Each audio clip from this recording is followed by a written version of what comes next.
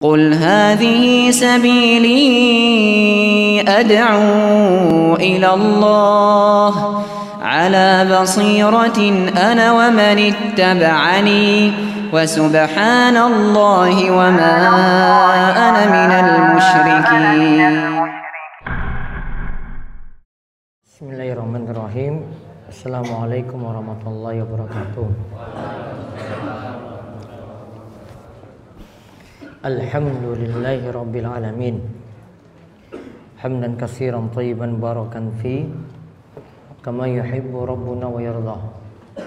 Wa asyhadu an la ilaha illallah wahdahu la syarikalah. Wa asyhadu anna Muhammadan abduhu wa rasuluh. Allahumma salli ala nabiyyina Muhammad wa ala alihi wa man tabi'ahum bi ihsan ila yaumiddin. Allahumma inna nas'aluka ilman nafi'a wa rizqan thayyiba wa amalan mutaqabbala. Puji syukur kita panjatkan pada Allah. Salawat dan salam mugi-mugi tercurah pada junjungan kita Nabi besar Nabi Agung Muhammad sallallahu alaihi wasallam. Bapak dan ibu-ibu sekalian, malam hari ini kita lanjut kembali pengawasan malam Selasa dengan tema dari pembahasan Riyadhus Shalihin, di mana saat ini setelah kita rampungkan al-iqtisadu fit tha'ah, sederhana dalam ibadah.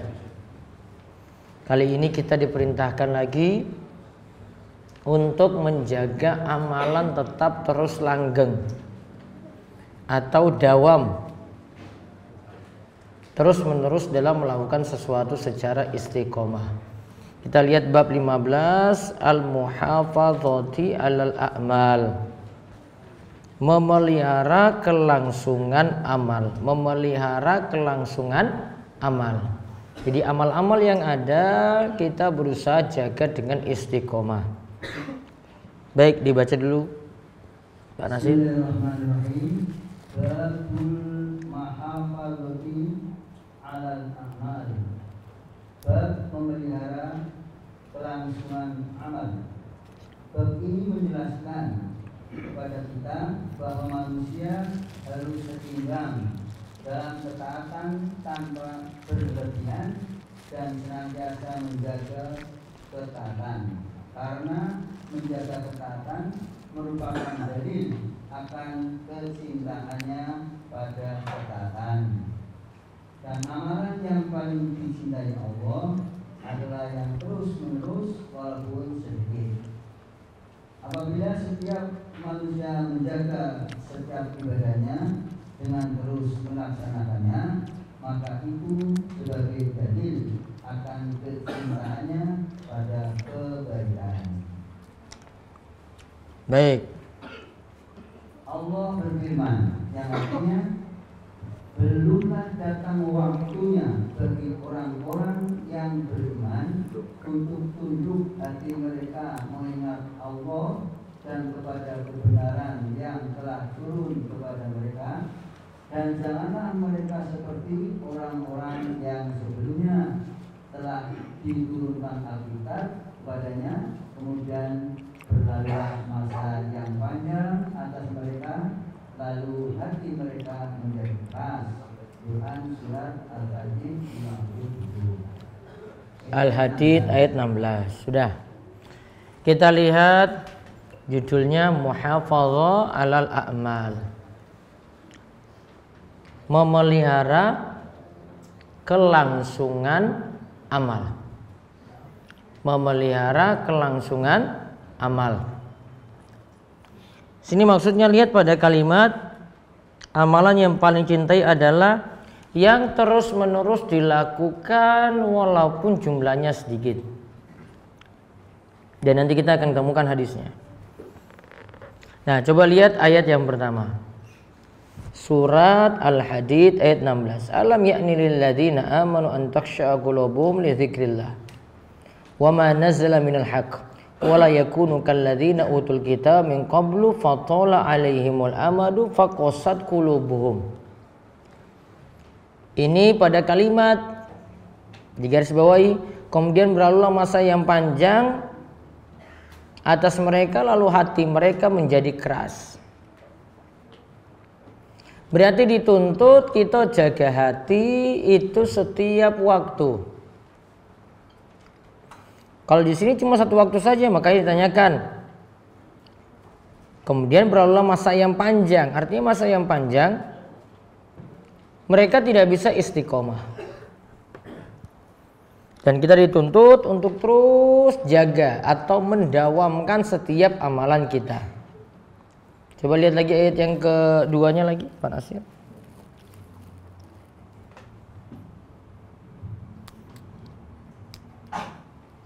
Allah juga berfirman, Allah juga berfirman, "Tsumma qaffayna ala asarihim bi rusulina fa qaffayna bi Isa bin Maryam wa atainahul injil wa ja'alna fi qulubihim alladziina tabauhu ra'fatan wa rahmah wa rabbaniyatan ittada'uha ma katabnaha alaihim illa ibtigha ridwanillahi fama ra'auha haqqa ri'ayatiha." Kemudian kami iringi di belakang mereka dengan rasul-rasul kami, dan kami iringi pula dengan Isa putra Maryam, dan kami berikan kepadanya Injil, dan kami jadikan dalam hati orang-orang yang mengikutinya rasa santun dan kasih sayang, dan mereka mengada-adakan rohaniyah, padahal kami tidak mewajibkannya kepada mereka, tetapi mereka sendirilah yang mengada-adakannya untuk mencari keridhaan Allah. Lalu mereka tidak memeliharanya dengan pemeliharaan yang semestinya. Quran surat Al-Hadid ayat 27. Nah, di sini sebutkan, lihat pada kalimat yang terakhir, ma katabna alaihim illa ibtigha'a ridwanillah kama ra'au haqqa ri'ayatiha. Padahal kami tidak mewajibkannya kepada mereka, tapi mereka sendirilah yang mengadakannya untuk mencari keridhaan Allah. Lalu mereka tidak memeliharanya. Kalimat mereka tidak memeliharanya digarisbawahi dengan pemeliharaan yang semestinya. Berarti kita disuruh untuk beribadah pada Allah secara kontinu. Lihat, kalau di sini disebutkan ahli kitab, di situ tadi ibadah mereka untuk serius ibadah, mereka punya istilah rohbaniyah. Ingin hidup membujang dengan tujuan bisa konsen dalam ibadah. Rohbaniyah itu istilahnya pingin hidup membujang supaya bisa konsen dalam ibadah. Nah, ini yang dikritik dalam ayat ini. Untuk bisa konsen dalam ibadah, kontinu dalam ibadah, nggak mesti kita tinggalkan dunia. Tetap masih bisa sibuk dengan dunia. Termasuk juga masih bisa sibuk dengan dunia dalam hal menikah. Itu juga masih dibolehkan. Terus ayat berikutnya lagi, An-Nahl ayat 92. Tsumma qaffayna ala asarihim bi rusulina fa qaffayna Di bawahnya lagi Allah berfirman, wala takunu kallati naqadat ghuzlaha min ba'di quwwatin ankasa. Dan janganlah kamu seperti orang perempuan yang menguraikan benangnya yang sudah dipintal dengan kuat menjadi berai kembali. An-Nahl ayat 92. Waqtud rabbaka hatta ya'tiyakal yaqin dan beribadahlah kepada Rabbmu sampai datang kepadamu yang diyakini atau ajal. Quran surat Al-Hijr 99. Hadis. Nah, sudah. Lihat di sini pada ayat An-Nahl ayat 92. Ini saya lompat dulu keterangannya. Lihat Al-Hijr ayat 99. Wa'bud rabbaka hatta ya'tiyakal yakin. Sembahlah Allah, sembahlah Rabbmu sampai datang kepadamu keyakinan. Yang dimaksud keyakinan ini apa? Ajal. Yang dimaksudkan keyakinan itu ajal. Artinya disuruh beribadah sampai mati. Maka di situ kesimpulan ringkasnya Al-Hijr ayat 99 ayat terakhir dari surat Al-Hijr. Sembahlah Allah sampai datang kepada kalian kematian, artinya beribadahlah kepada Allah sampai mati. Berarti kesimpulannya pula ibadah tidak bisa musiman saja. Kecuali kita ada momen-momen tertentu di mana kita disuruh beribadah saat itu. Namun asal ibadah disuruh tiap waktu beribadahnya sampai mati. Maka tidak ada istilah jadi hamba Ramadhaniyin. Apa Ramadhaniyin? Apa Ramadhaniyin? Apa Bapak? Cuma ibadah hanya di bulan Ramadan. Jadilah hamba rohbaniyin, yaitu yang ibadah pada Allah sepanjang waktu. Bukan apa tadi? Ramadhaniyin. Kalau jenengan ceramah itu singgung jamaah kayak gitu. Jangan cuma jadi Ramadhani aja. Jadi rohbaniyin, jadi hamba Allah yang ibadah terus.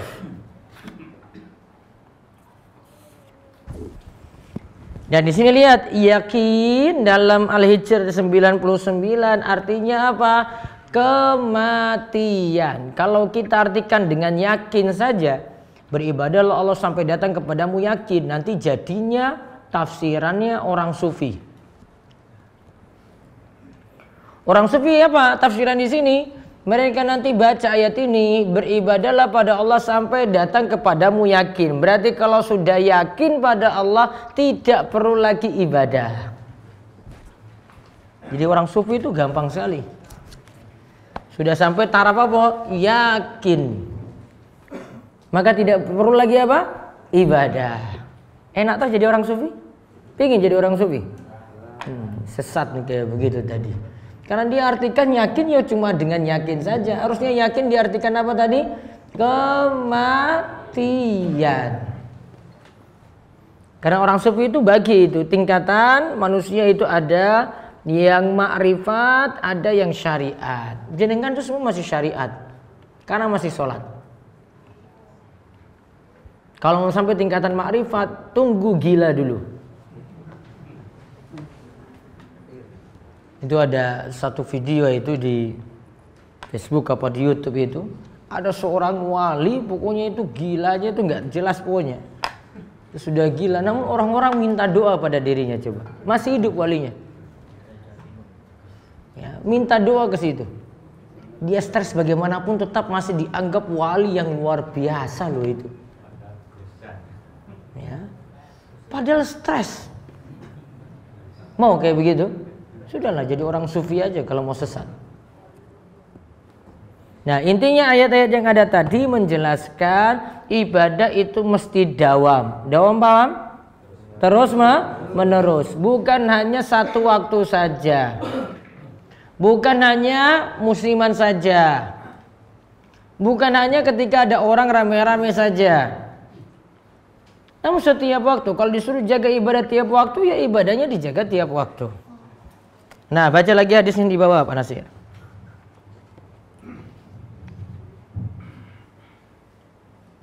Hadis Rasulullah dari Aisyah.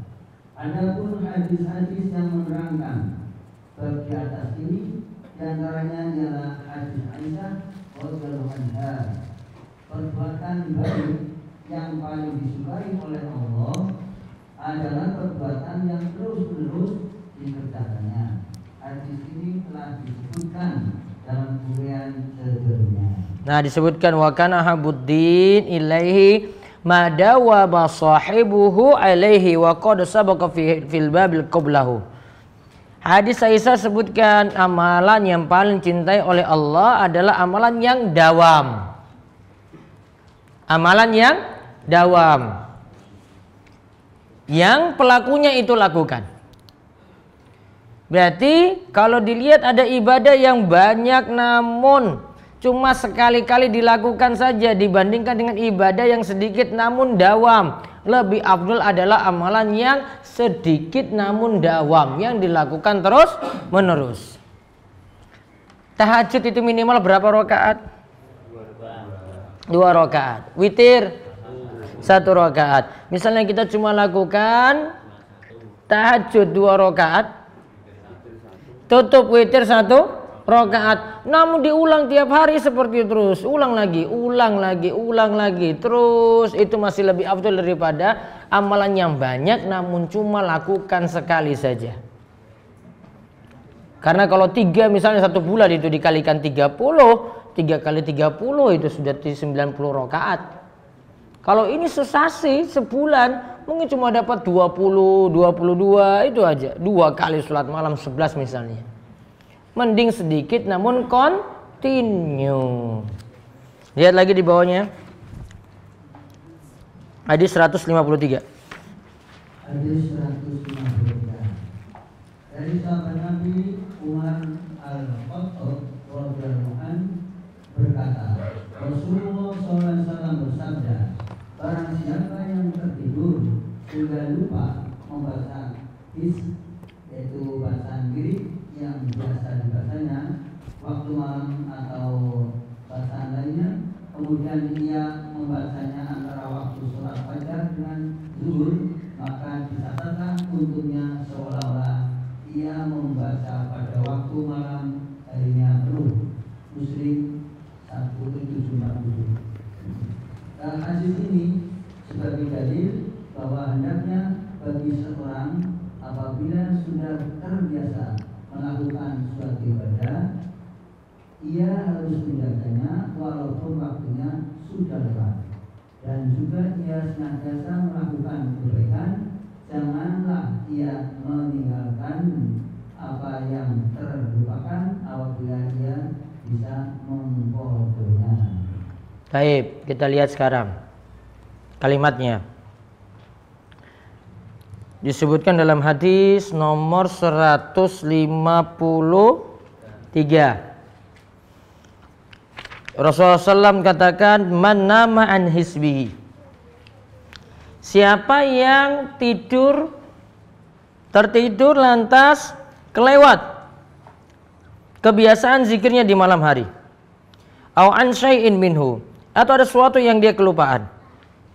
Fakara'ahu ma baina sholatil fajri wa sholati dhuhri. Lalu dia lakukan sesuatu antara sholat subuh dan sholat zuhur. Sholat apa berarti di sini? Antara subuh dan zuhur. Sholat apa? Duha. Namun duanya nanti dimulai ketika matahari itu meninggi. Ya, setelah 15 menit setelah matahari itu meninggi. Kutiba lahu ka'annama qara'ahu minal lail. Dicatat baginya seakan-akan dia melakukannya itu di malam hari, padahal dia melakukannya antara subuh dan zuhur. Maka kesimpulannya hadis ini menunjukkan satu,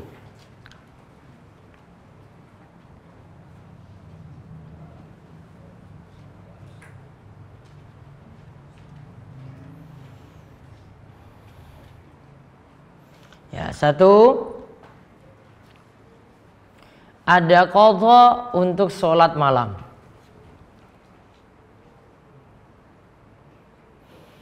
Ada qadha untuk sholat malam. Qadha itu apa qadha? Qadha itu apa?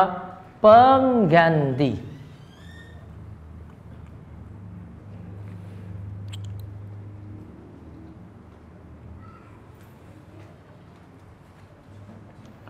Maksudnya di sini apa?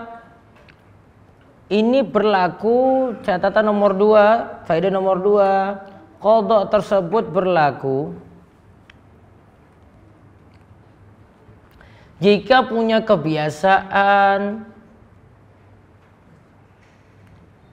rutin sholat malam. Jika punya kebiasaan rutin sholat malam.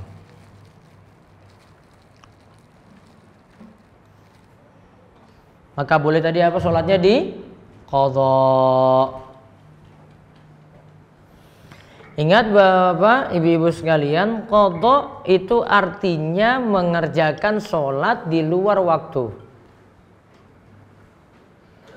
Ada istilah yang lawan dari ini namanya adaan. Apa? Adaan. Maka biasanya dulu kalau sering melafazkan niat itu ada istilah kalau sholatnya tepat waktu, dalam niatnya nanti ada adaan lillahi ta'ala. Betul nggak Pak Nasir? Pelajaran sekolah ada. Sholli fardhu zuhri arba rakaatin. Adaan lillahi ta'ala. Ada makmuman dulu. Apa imaman? Oh selalu. Padahal pelajaran di sekolah aja itu. Ya kan? Apa arti adaan? Adaan itu kalau kerjakan di waktunya. Ini waktu ngisa nih. Jenengan kerjakan di waktu ngisa. Itu namanya apa? Adaan. Namun kalau waktu sholat isyanya sudah rampung, itu namanya qadhaan. Berarti yang kita bahas tadi apa? Qadha. Namun qadha untuk sholat sunnah. Masih boleh dengan catatan apa tadi?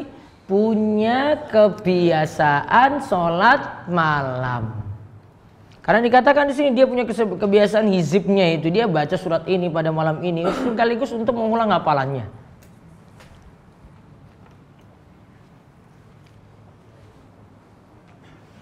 Faedah yang lainnya lagi. Sholat yang digantikan adalah dengan sholat duha. Sholat malam itu diganti dengan sholat duha.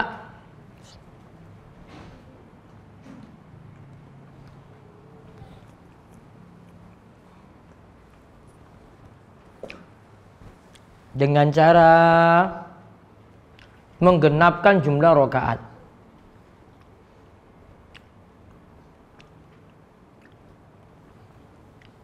Dengan cara menggenapkan jumlah rakaat.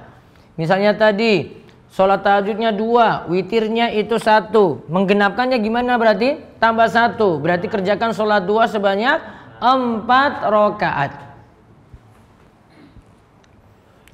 Dan ingat kalau disebut 4 rakaat, afdolnya itu 2 rakaat salam, 2 rakaat salam.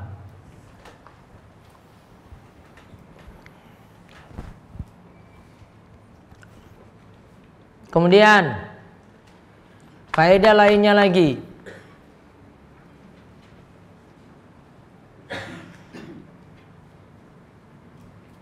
Ya, faedah lainnya lagi, tidur termasuk uzur saat sholat. Termasuk uzur untuk sholat.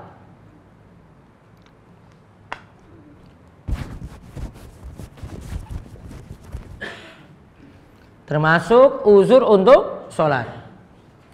Makanya kalau bapak ibu-ibu misalnya kalau sholatnya dapati 2 uzur seperti ini, tidur atau lupa, maka nanti dia kerjakan sholat ketika dia itu ingat. Kerjakan sholat ketika dia itu ingat. Tidur dan apa tadi? Lupa. Contoh misalnya tidur malamnya bangun pagi jam 9 pagi. Nah, pakai ekstrim aja lah, nggak apa-apa. Mungkin nggak? Mungkin nggak? Mungkin aja. Ya wes jam 7. Ketiduran tadi, dari subuh nggak bangun-bangun, kemudian bangunnya jam 7 pagi. Sholat atau tidak? Sholat apa? Subuh. Boleh nggak tambah dengan sholat sunnah fajarnya dulu, qobliyahnya dulu? Bos telat kok. Boleh atau tidak? Masih boleh. Apalagi kalau punya kebiasaan. Jadi tadi jam 7 ya, Allahu Akbar dulu untuk sholat sunnah fajar. Setelah itu baru sholat subuhnya tadi 2 rakaat. Walaupun sudah jam 7. Alasannya kenapa? Punya uzur, tidur. Ya kan? Boleh nggak? Boleh. Asalkan punya kebiasaan sholat subuh boleh lakukan seperti itu kalau tertidur. Berarti bagi yang tidak punya kebiasaan atau sengaja nunda-nunda, sudah bangun jam 4:30 misalnya, atau sudah bangun jam 4, dia matikan alarmnya, terus lanjut tidur. Bangunnya jam 7, dosa nggak berarti? Sudah dengar azan loh ini. Namun paling 5 menit lagi, 5 menit tidur, ternyata bangunnya jam 7. Dosa enggak kalau gitu? Dosa, karena sudah bangun. Dia bukan termasuk orang yang dapat uzur. Dosa di situ karena dia nunda-nunda waktu sholat. Sering nggak ada kasus kayak gini? Sering. Ya orang belum sadar-sadar sholat itu berarti. Jadi tidur itu jadi uzur. Makanya Nabi SAW itu katakan, siapa yang lupa, nasya au nama, siapa yang lupa ataupun tertidur, lalu dia itu ingat, maka kafarahnya, tebusannya itu ketika dia ingat. Walaupun ingatnya tadi jam berapa? 7. Namun boleh nggak tiap hari dia bangun jam 7 untuk sholat subuh jam 7? Boleh nggak? Boleh nggak? Uzur terus dia bilang tiap hari. Aduh, ini uzur lagi. Mungkin nggak uzur kayak gitu? Itu nggak mungkin.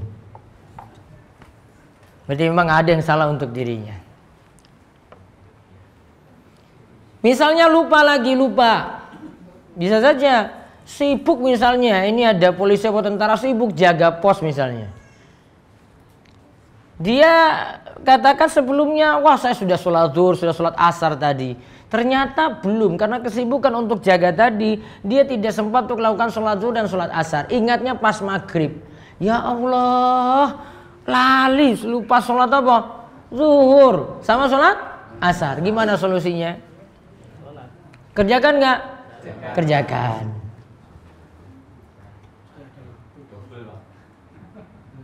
Nunda ke hari berikutnya untuk sholat zuhur asar, atau langsung kerjakan zuhur asar hari itu juga ketika maghrib, ketika dia ingat. Syaratnya itu kata Syekh Abdurrahman bin Nasir As-Sa'di, kerjakan sholatnya berurutan, lalu kemudian fauron, segera.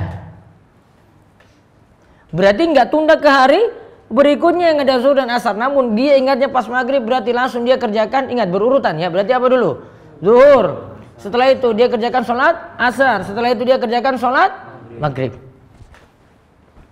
Murattiban fauran. Kata Syekh As-Sa'di, beliau katakan bagi yang kotor seperti ini, dia punya 2 syarat. Kerjakan sholatnya berurutan. Terus yang kedua, dia kerjakan sholat fauron, segera, untuk sholat yang ketinggalan tadi. Walaupun jam berapa tadi? Jam 7. Maaf, ini tadi sholat apa? Maghrib. Walaupun jam 6. Lupa. Mungkin gak ada yang lupa kayak gitu. Bisa saja. Uzurnya ada 2 tadi, berarti apa? Tidur dan lupa. Maka ada kafarah untuk sholat tadi. Ya. Kafarahnya itu apa? Qadha sholatnya. Nah, itu kaitannya dengan hadis nomor 153. Sekarang hadis 154. Kita selesaikan hadis-hadisnya malam ini. 154, Pak.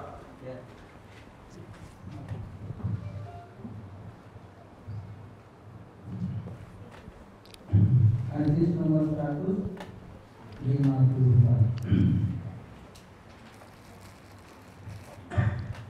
Abdullah bin Mas'ud, Dari Abdullah bin Amr. dari Abdullah bin Amr bin As radhiyallahu anhu berkata, Rasulullah sallallahu alaihi wasallam pernah bersabda kepadaku, "Hai Abdullah, janganlah engkau seperti si fulan. Tadinya dia suka bangun untuk sholat malam, kemudian dia meninggalkan sholat malamnya." Muttafaqun alaih. Penjelasan. Hadis ini sebagai dalil bahwa Nabi SAW apabila mengajarkan untuk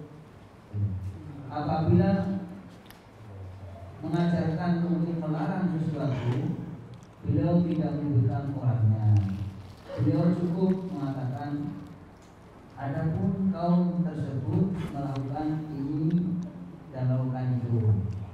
Hadis tersebut juga mengandung dua faedah yang sangat agung, yaitu menutupi kekurangan orang tersebut karena mungkin saja orang ini akan berubah keadaannya. Oleh karena itu, janganlah menjadikan ketentuan mutlak ketika ditentukan hukum baginya, karena hati itu ada di tangan Allah. Dari Baca lagi hadis berikutnya. Aisyah radhiyallahu anha berkata, apabila Rasulullah SAW tidak mengerjakan sholat malam, baik karena sakit maupun yang lainnya, maka beliau mengerjakannya pada waktu siangnya sebanyak 12 rakaat.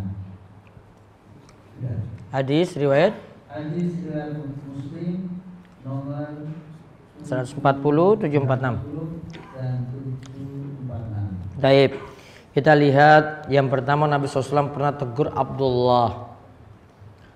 Namun di sini tidak disebutkan nama spesifiknya apa, cuma panggil wahai Abdullah. La takun misla fulan. Janganlah seperti si fulan. Kana yakumul laila fataraka qiyamil lail. Dulu itu dia rajin sholat malam, namun sekarang dia itu meninggalkan sholat malam. Sekarang kita lihat hadisnya yang pertama. Hadis ini menunjukkan faedah. Ya. Saya baca nanti tak ini. Faedah 1. Hendaklah seorang alim yang mengajarkan ilmu mengetahui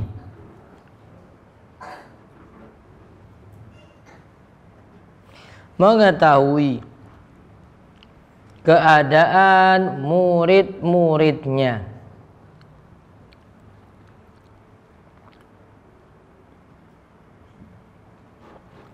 Maka tadi dalam hadis pendekatan Nabi SAW kepada Abdullah bin Amr bin Al-As menunjukkan Nabi SAW dekat dengan para sahabat. Juga Nabi SAW khawatir sahabat ini seperti temannya yang tadi sebelumnya rajin sholat malam, kemudian dia tinggalkan sholat malam. Nabi tidak ingin seperti itu. Maka ini menunjukkan pengajaran yang Nabi SAW berikan itu sangat-sangat baik sekali kepada murid-muridnya. Kemudian faedah berikutnya lagi, seorang alim hendaklah mendorong murid-muridnya untuk melakukan kebajikan.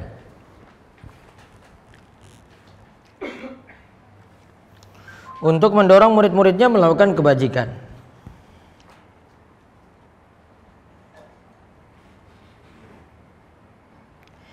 Yang berikutnya lagi,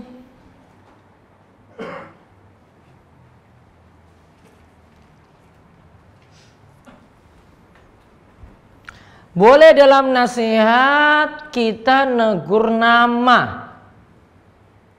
Boleh dalam nasihat kita menegur nama orang yang ingin dinasihati.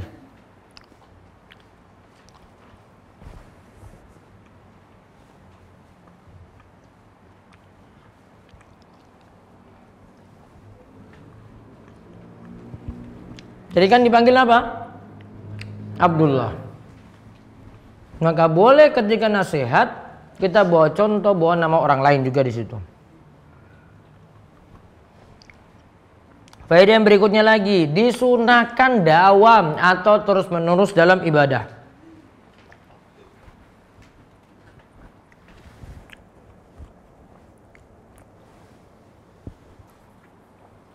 Faedah yang berikutnya lagi, sholat malam itu tidak wajib.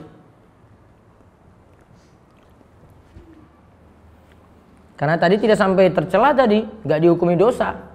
Cuma dinyatakan saja, dulu rajin sholat malam, sekarang dia meninggalkan sholat malam.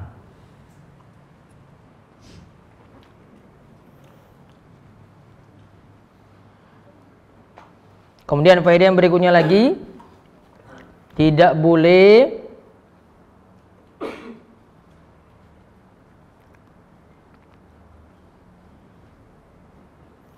menyusah-nyusahkan diri dalam ibadah.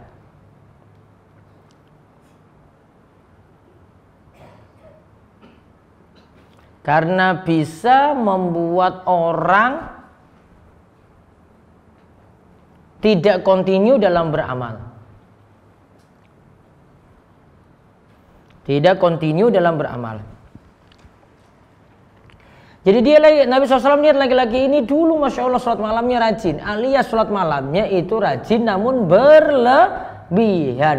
Ternyata dia tidak bisa jaga secara kontinu, tidak bisa jaga secara terus menerus. Maka kalau ada ibadah kita bisa jaga terus menerus, itu lebih afdal daripada cuma lakukan satu waktu saja. Kira-kira apa kiat supaya amalannya bisa kontinu terus, Bapak Ibu?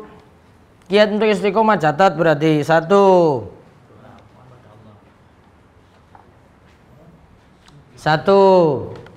sudah pernah saya sebut waktu itu.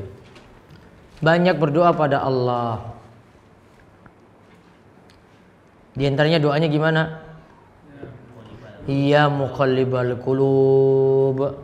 Terus sabit qalbi ala dinik, atau ya musarrifal qulub sarrif qulubana ala ta'atik.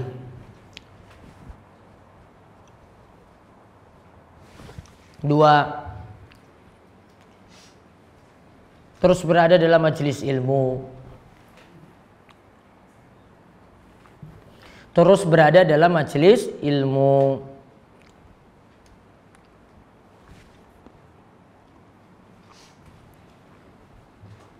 Tiga,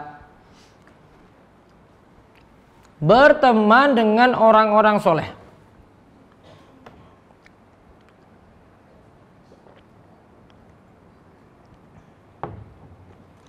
Berteman dengan orang-orang soleh. Karena teman soleh itu punya 3 manfaat. Catat lagi manfaatnya. Teman soleh itu punya 3 manfaat. 1, mengingatkan ketika kita salah. Dia tegur nanti, oh si A ini berubah. Kayak tadi Nabi SAW tegur ini.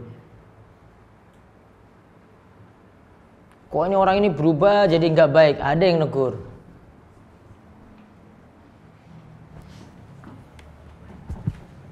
Dua, dapat doa baik dari teman yang soleh.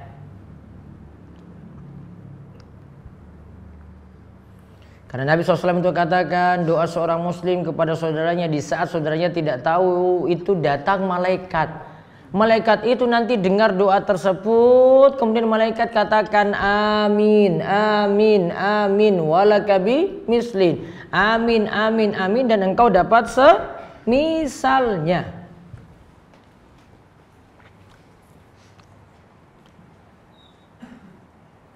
Sudah kiat berapa istiqomah? 3 tadi. Ya tahu 3 kan? Nah, yang pertama tadi apa? Banyak berdoa. Yang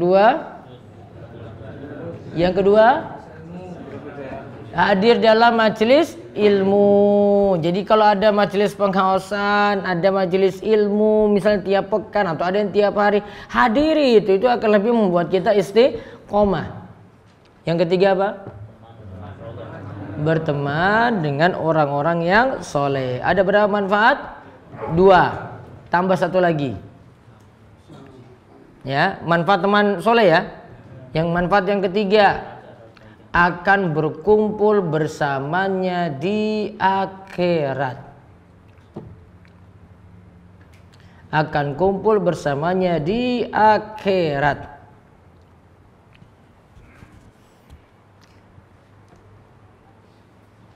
Karena Nabi SAW katakan, innaka ma'aman ahbabta. Sungguhnya engkau itu akan dikumpulkan bersama dengan orang-orang yang engkau cintai. Berarti dengan orang-orang soleh kalau kita cintai akan berkumpul bersamanya. Berarti kalau kita cintai Nabi akan berkumpul dengan Nabi SAW di hari kiamat kelak. Nah, terus hadis yang terakhir saking Aisyah. Aisyah itu katakan Rasulullah SAW ketika luput sholat di malam hari, entah itu karena sakit ataupun hal lainnya, sholat minan nahari isnatai asyrata rakaah. Maka ketika itu Nabi SAW itu ganti sholatnya dengan sholat siang. Ini berarti sholat apa? Duha. Jumlahnya 12 rakaat. Berarti faedah kita catat. 1. Sholat duha tujuannya di antaranya mengganti sholat malam.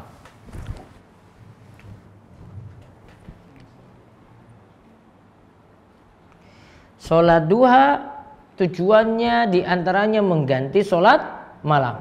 Tadi rokaatnya dibuat bagaimana?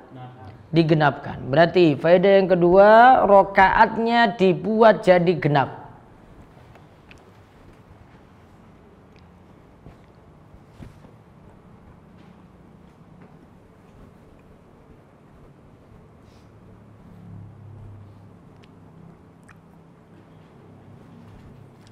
Faedah keberapa lagi? 3.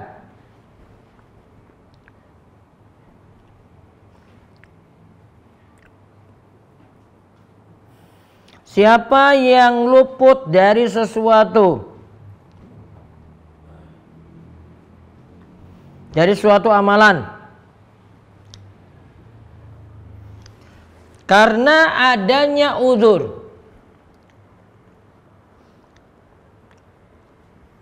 Tadi uzur yang dicontohkan tadi apa? Tidur dan lupa.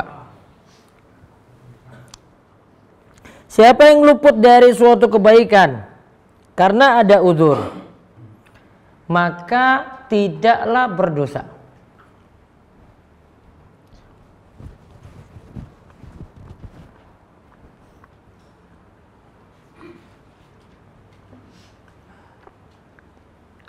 Ada yang berikutnya lagi. Siapa yang luput dari sholat karena tertidur atau lupa, maka hendaknya dia mengqadha'nya ketika ia ingat.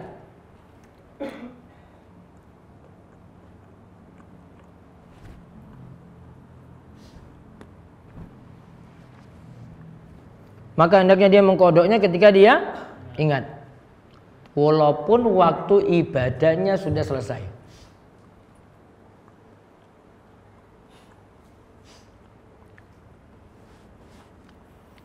Walaupun waktu ibadahnya sudah selesai. Karena tadi ya pengertian qadha itu mengerjakan suatu ibadah di luar waktu. Lawannya apa tadi kalau kerjakan di waktunya? Adaan.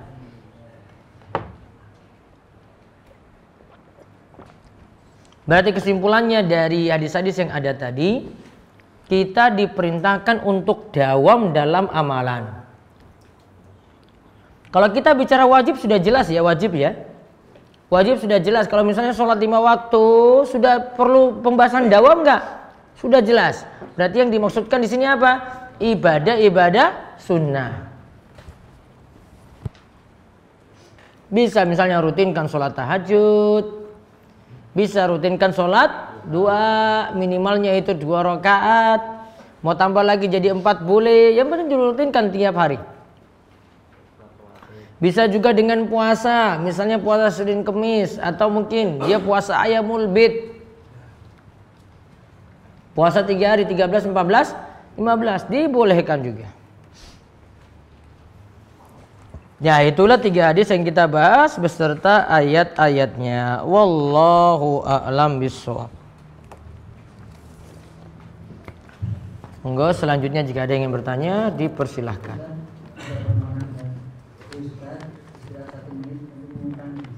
Apa? Ya, umumkan aja. Assalamualaikum warahmatullahi wabarakatuh. Waalaikumsalam. Para ulama dan awam yang dimuliakan Allah yang saya cintai, ada pengumuman dari kajian Manunggal intensif Bantul Jakarta bahwasanya besok pada tanggal 4 November atau 26 Safar tahun ini akan diadakan pengajian akbar pemateri yakni Ustadz Abdul Hakim bin Amr Al-Adad Hafizullah Ta'ala dengan judul Laukana Khairon La Sadaquna Ilaihi. Seandainya perkara ini adalah baik, maka pendahulu kita pasti sudah mengucapkannya. Itu judul-judulnya. Diselenggarakan di tempat Masjid Agung Manunggal Bantul jam 8 sampai dengan jam 11.30. Demikian teman kami, hormat kami Sekretaris Kurniawan Ros Hartanto dan Ketua Agung Pri Hartanto. Sudah aja. Baik, ada pertanyaan. Apakah ada dalil berdoa setelah khutbah pertama dalam sholat Jumat? Yang jelas dalilnya sifatnya umum tentang waktu hari Jumat, itu waktu yang mustajabnya doa. Para ulama berbeda pendapat sampai Imam Ibnu Hajar menyebutkan hingga 40 pendapat tentang masalah waktunya untuk menyatakan itu waktu mustajabnya doa di hari Jumat. Ada 2 pendapat yang paling mendekati benar. Yang pertama, doa duduk di antara 2 khutbah. Duduk di antara 2 khutbah. Yang kedua, doa ba'da asar sampai maghrib di hari Jumat. Ini pendapat yang paling bagus dan bisa memilih 2 di antara waktu tersebut. Namun kalau doanya apakah mesti angkat tangan juga tidak. Yang jelas doanya tersebut dimanfaatkan di waktu tadi.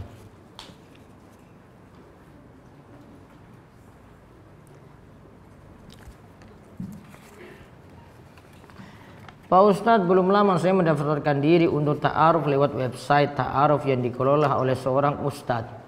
Dalam opsi yang tersedia ada pilihan untuk mencantumkan rutinitas amalan ibadah yang sudah kita lakukan, semisal sholat, hafalan Quran, bacaan Quran, kajian yang diikuti, dan amalan lainnya. Yang ingin saya tanyakan, apakah diperbolehkan mencantumkan amalan yang rutin dikerjakan dalam data ta'aruf? Boleh-boleh saja, karena cuma diketahui oleh orang yang ingin tahu saja. Apakah Ustadz Abdul juga ada biro ta'aruf? Ada saja ya. Kalau ada bagaimana cara daftarnya? Cari di internet aja, ada. Bukan saya yang ngurus, capek ngurus jomblo-jomblo. Sholat pengganti sholat malam pada waktu 12 rakaat. Tadi gantinya 12 rakaat kan? Karena malam harinya berapa? 11. Digenapkan yo tambah 1 jadi 12. Berarti kalau malamnya cuma 3 jadi 4. Malamnya itu 5 jadi 6. Jadi tinggal ditambahkan 1 saja, digenapkan. Ada lagi yang mau nanya? Ya. Tadi disebutkan kalau tidur sama lupa. Tidur sama lupa itu uzur ketika sholat. Kalau pingsan misalnya Masuk mendekati tidur. Jam 11 pingsan, asar baru sadar. asar baru sadar. Berarti dia qadha sholat zuhurnya tadi di waktu asar. Sama seperti tidur. Ada lagi? Assalamualaikum warahmatullahi wabarakatuh. Waalaikumsalam warahmatullahi wabarakatuh. Saya bertanya dengan bersalat masih. Itu kan sujud itu di antara salah satu ya, di antara rukun sholat. Sujud di antara rukun sholat, ya. Dan sujud punya anggota sujud tersendiri. Ada anggota sujud ketika sujud. Satu rukun, juga punya anggota sujud. Ya. Itu ada tunjukkan. Ini ya, berada tangan, dua lutut, Dua ujung kaki. ujung dua telapak kaki. Ya. Yang saya tanyakan, saya pernah lihat dalam bahkan sudah 2 kali 3 kali ya. Ini dengan apa namanya kebetulan saya jadi itu dengan ada musafir. Jadi sholatnya itu pakai kaos kaki. Pernah juga lihat pakai kaos tangan. Tanpa saya tahu apa dia itu tidur sakit, pernah sakit ya bersama. Atau tidak. Tapi yang jelas saya pernah 2 kali itu. 3 kali kurang lebih. Dan musafir nanti itu sholatnya. Ini sudah tahu itu ya. Sholatnya itu pakai kaos kaki dan kaos tangan. Kaos kaki, kaos tangan, ya. Sedangkan dalam fikih Syafi'i dikatakan kan ada kalimat ada lafaznya, lafaz maksufatan terbuka. Jadi, Tapi kan maksufatan untuk jabah, ya, itu gimana? untuk dahinya saja. Satu pakai kaos kaki, kaos tangan, atau sujudnya itu bukan kening yang kena, tapi pecis. Baik. Atau rambutnya panjang ya. Rambutnya panjang akhirnya ketutup di keningnya. Baik. Ya. Dalam mazhab Syafi'i ada beberapa syarat sujud. Pertama itu anggota badannya yang 7 harus nempel ketika sujud, yaitu 7 ini dahi, dalamnya itu termasuk hidung. Namun mazhab Syafi'i cuma sebut dahi saja. Namun dalam hadis tambahkan dengan hidung. Kemudian yang kedua itu 2 telapak tangan, yang ketiga itu 2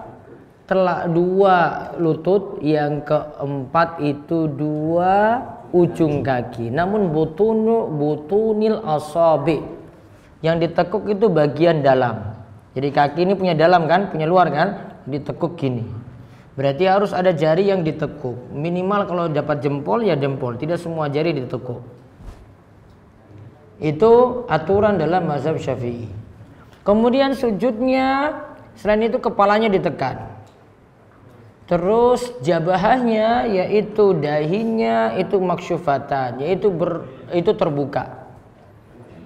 Terus bokongnya tidak boleh lebih rendah dari kepala. Ya. Bagian bokongnya tidak boleh lebih rendah daripada kepala. Dan ada syarat-syarat yang lainnya. Satu syarat di sini tadi yang disebutkan, bagian dahi itu mesti terbuka. Maka tidak boleh ketutup dengan apa? Pecis gini nggak boleh. Nah, tentang masalah jika ada yang menghalangi pecis ini atau rambut tadi yang menghalangi, apakah dibolehkan ataukah ketika sujud? Para ulama beda pendapat. Mazhab Syafi'i menyelisih jumhur atau kebanyakan ulama. Jumhur itu nyatakan masih dibolehkan. Ada sesuatu yang menghalangi. Yang menghalangi apa tadi? Dahinya sini. Yang jelas tujuannya itu menempelkan dahi tersebut itu ke tanah atau ke lantai atau ke tempat sujud.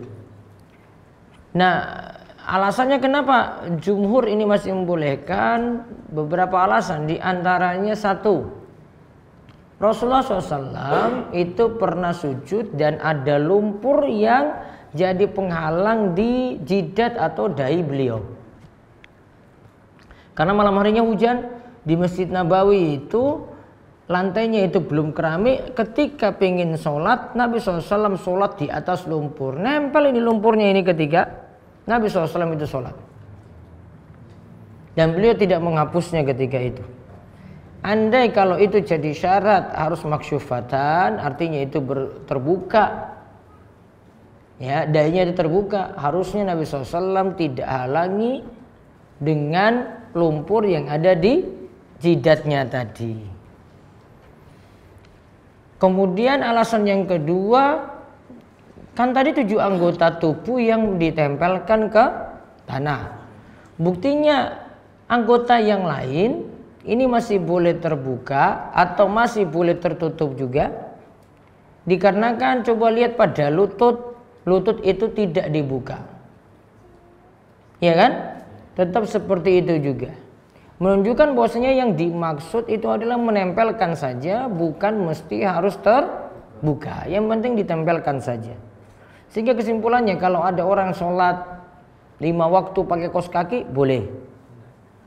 Yang penting apa tadi? Yang penting syarat sujud yang lainnya terpenuhi. Contoh tadi kalau kakinya apa tadi? Ditekuk itu bagian dalam. Ya. Apa bahasa Jawa ini? Nekuk ininya. Nah, jadi ini yang ditekuk. Bukan nekuk begini. Bukan bagian luar, bukan punggungnya, namun bagian dalam. Harus ada seperti itu. Kalau tangan juga tidak masalah. Pakai kaos tangan. Tidak secara langsung untuk nempel ke tanah tadi. Karena yang dimaksudkan pokoknya ada anggota tubuh dari yang 7 tadi, pokoknya kena ke tanah meskipun tidak langsung. Ya, meskipun tidak langsung. Contoh lagi syarat sujud lagi yang ditekankan dalam mazhab Syafi'i, kalau sujud tidak di tempat yang nanti mudah bergerak ketika kita itu sujud. Contohnya apa? Berarti tidak boleh sujud tidak boleh sujud di atas yang membuat kita bergerak. Contoh, tidak boleh sujud di atas kasur. Ya, karena membuat kita nanti bergerak. Nah, itu beberapa syarat di situ. Jadi intinya masih sah. Dengan alasan-alasan tadi. Tapi kan kalau lutut kan aurat. Kalau lutut memang aurat. Bahkan aurat. Kalau ini dalam fikih Syafi'i ya, ini memang harus kena ke tempat sujud dengan kalimat maksudatan itu tadi. Iya. Jadi termasuk rambut panjang, pecis apapun mau hitam mau putih seperti ini, kalau nutup jidat, dahi ya, karena ini menjadi anggota sujud yang harus kena kepada tempat sujud, tentu saja atau keramik. Nah, maka dalam fikih Syafi'i itu ada kalimat maksubatan, jadi menjadikan hal Arabnya kan begitu, hal terbuka kan gitu bahasa. Jadi keadaan terbuka. Ini maaf ya. Jadi kalau lutut jelas karena itu kan. Tapi dalam Safinatun Najah yang disuruh buka cuma jabah saja. Disuruh buka jabah. Maksubatan itu tertuju kepada untuk pada dahi saja. Di kalimat di Safinatun Najah hanya berlaku untuk jabah. Kalau tangan, ya. Ji, tapi kan kita dapat ambil pelajaran ada yang halangi beliau. Jadi pendapat jumhur ada yang menghalangi beliau ketika sujud tadi, dan beliau tetap tidak menghapusnya. Ji, ada lagi? Ya, Pak.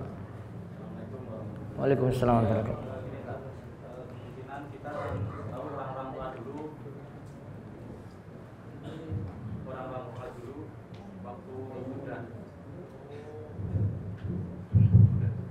Assalamualaikum warahmatullahi wabarakatuh. Waalaikumsalam. Zaman dulu kan orang-orang tua kita itu masih banyak menganut Islam abangan.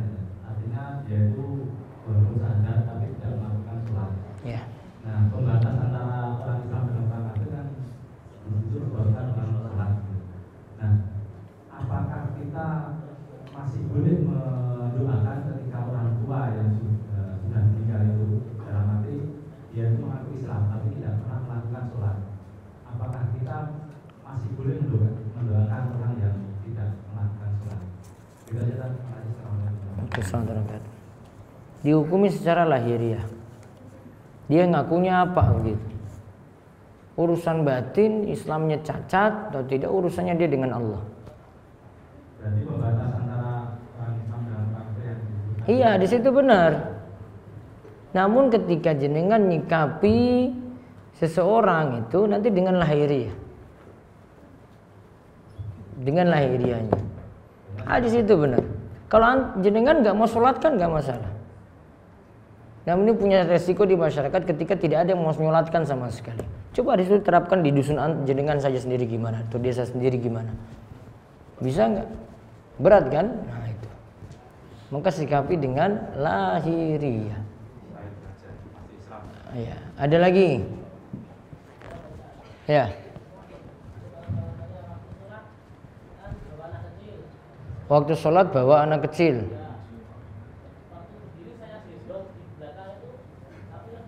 Waktu apa? Sujud. Waktu berdiri. di punggung. Iya, di punggung J. Terus? Itu hukumnya di mana, Pak? Masih sah. Itu keadaan darurat seperti Nabi SAW pernah menggendong cucunya Hasan Hussein. Ya, dan itu keadaan darurat juga dengan banyak gerak, memindahkan nanti anak ketika sujud, kemudian ngambil dia lagi nanti ketika bangkit dari sujud, boleh. Itu keadaan darurat yang masih dibolehkan untuk bergerak. Ada lagi? Ya. Tanya.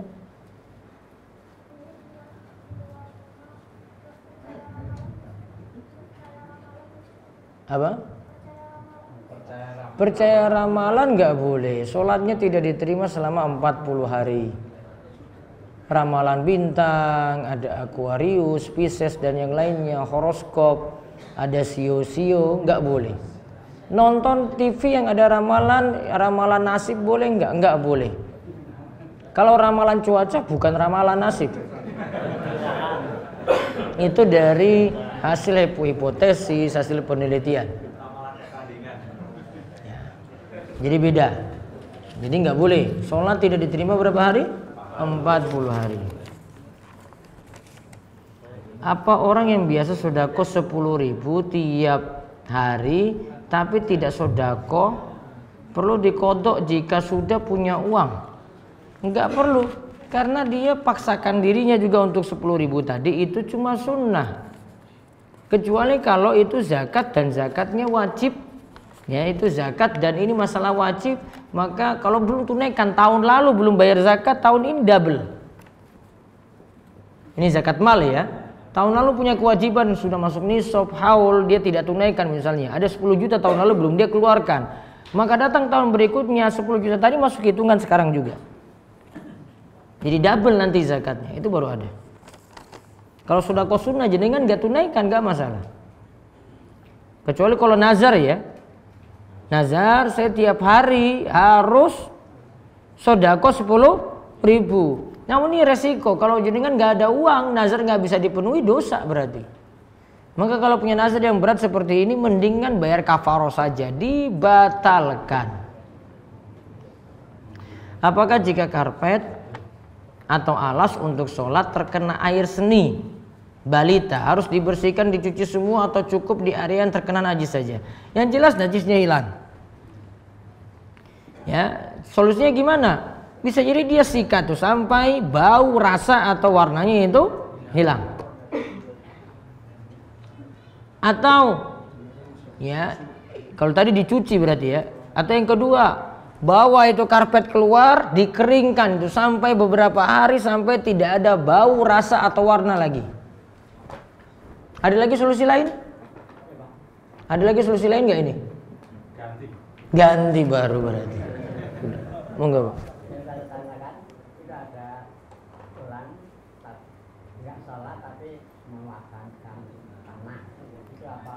Buatan sholat terus mewakafkan tanah. Ingatkan saja yang wakafkan, amalannya diterima kalau sholat. Biar dia takut nggak mudah-mudahan meninggalkan sholat walaupun punya amal soleh lainnya. Sholat jadi sebab amalan lain diterima. Ya, jadi ingatkan kayak gitu. Biar mau sholat. Ya, jadi kalau ada yang mau infak masjid, dia punya uang banyak gitu, namun nggak pernah ke masjid misalnya, jadi kan ingatkan lagi, Pak, ini sedekah jenengan mau manfaat kalau kerjakan sholat. Walaupun mungkin jenengan terima itu tadi, uangnya diterima, namun ingatkan lagi, sedekahnya baru manfaat kalau mengerjakan sholat. Kalau tidak mengerjakan sholat, sedekah gak manfaat. Biar dia takut nanti di hari kiamat itu bagaimana hukuman bagi orang yang meninggalkan sholat. Ada lagi? Ya. Waalaikumsalam warahmatullahi wabarakatuh. Saya pernah melihat, menyaksikan bahwa kampung kami itu ada orang yang meninggal, tapi sebelumnya sakit. Ada orang meninggal sebelumnya sakit, terus tidak bisa menjalankan sholat atau gimana? ketika sakit tidak bisa sholat, ya. Terus setelah meninggal itu ada kelompok tertentu untuk mensolatkan, mengganti atau mengkodok sholat-sholatnya. Tidak perlu. Kodok sholat untuk orang lain nggak perlu. Yang ada itu kodok puasa untuk orang lain. Ini simbah ini meninggal dunia punya 50 sholat misalnya, gitu kan maksudnya? 50 sholat tadi selama dia sakit nggak dikerjakan. Terus ada yang kodokin, nggak ada dalilnya. Yang ada dalilnya cuma apa? Puasa, nanti haji, itu ada kodok. Hah? Keluarganya malah bayari orang yang sholat. Wah, itu ada bisnis berarti dia keluarkan fatwa itu. Ini fatwa aneh itu. Iya, ada bisnis itu. Nggak boleh. Kalau ada yang bisa ngungkap ini terus lapor ke polisi aja. Ini bisnis nih, bukan lagi ini. Iya, coba masa ujung-ujungnya bisnis suruh bayar, kan tadi tak kira gratis sih. Kalau mungkin dia logisnya mungkin keluarganya yang bayar, keluarga yang ini yang ganti sholatnya itu logis. Namun tidak ada dalil yang menunjukkan harus ganti juga. Ya, tidak ada dalil yang menunjukkan ganti. Kalau ini tambah bayar lagi, bisnis berarti. Nggak boleh. Ya. Cukup ya? Ya, itu saja yang kita bahas untuk kesempatan malam hari ini. Mudah-mudahan manfaat. Kita ketemu lagi pekan depan melanjutkan masalah yang ada dalam kitab Riyadhus Shalihin, melanjutkan hadis-hadis yang ada dalam kitab Riyadhus Shalihin. Kita tutup dengan doa kafaratul majelis. Monggo. Subhanakallahumma bihamdika asyhadu an la ilaha illa anta astaghfiruka wa atubu ilaik. Assalamualaikum warahmatullahi wabarakatuh.